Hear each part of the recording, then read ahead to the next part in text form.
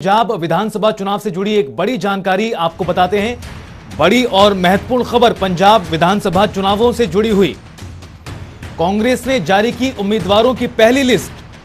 तो बड़ी जानकारी पंजाब विधानसभा चुनावों से जुड़ी हुई 86 सीटों पर उम्मीदवारों की घोषणा कांग्रेस पार्टी की ओर से कर दी गई है।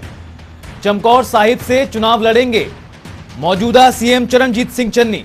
और स्पर्श हमारे सहयोगी लगातार बने हुए। स्पर्श, एक तरफ हम उत्तर प्रदेश के चुनावों की बात कर रहे थे, लेकिन इस बीच जिस तरह से जानकारी सामने आई है पंजाब विधानसभा चुनावों को लेकर भी कांग्रेस पार्टी की ओर से पहली लिस्ट जारी की गई है। किस तरह से क्या कुछ समीकरण रहे और क्या कुछ नाम सामने आए हैं पहली लिस्ट में?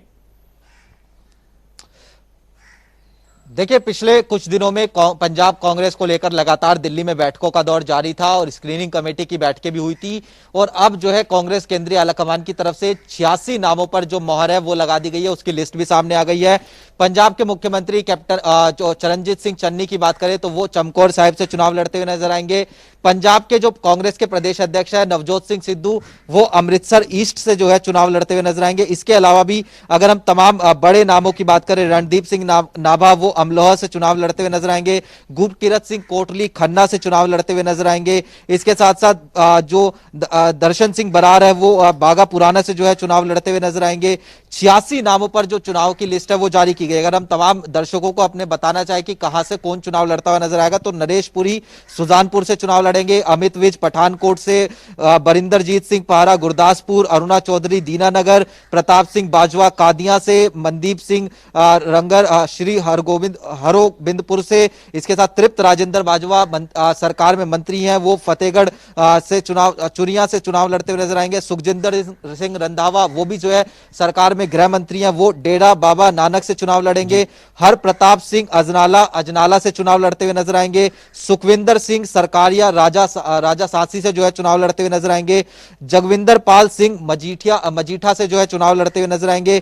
सुनील दुत्ती अमृतसर नॉर्थ से चुनाव लड़ेंगे। राजकुमार वेरका सरकार में मंत्री हैं, अमृतसर वेस्ट से जो है वो चुनाव लड़ते हुए नजर आएंगे। ओम प्रकाश सोनी सरकार में मंत्री हैं, अमृतसर सेंट्रल से जो है वो चुनाव लड़ते हुए नजर आएंगे। इसके अलावा जी बिल्कुल स्पष्ट, तो साफ तौर पर 86 उम्मीदवारों के नाम का ऐलान किया गया है पंजाब में कांग्रेस की ओर से पहली लिस्ट के तहत।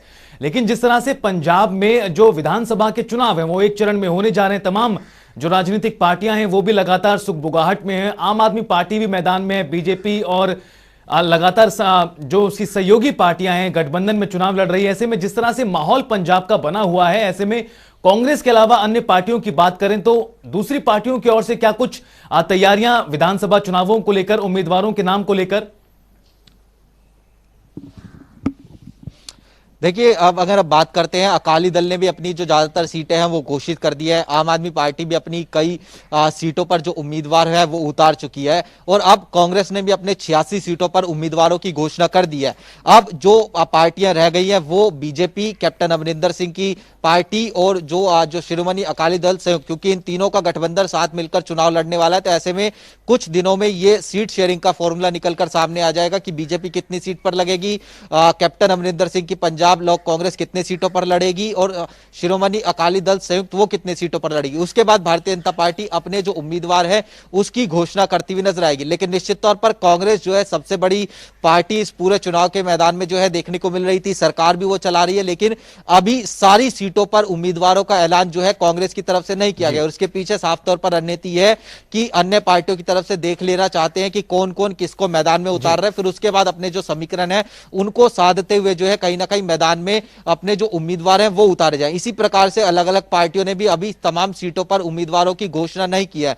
लेकिन जिस तरीके से चुनाव नजदीक आ रहा है, तमाम पार्टियां जल्दी जो है टिकटों की घोषणा करती हुई नजर आएंगी और अपने अपने मुद्दे जो है वो तमाम पार्टियों के जो है देखने को मिलते हुए नजर आ रहे हैं। पंजाब में कांग्रेस सरकार चला रही है, कांग्रेस किस तरीके की सरकार चला रही है उसको लेकर वो चुनाव लड़ेगी। आम आदमी पार्टी दिल्ली मॉडल को लेकर चुनाव लड़ रही है।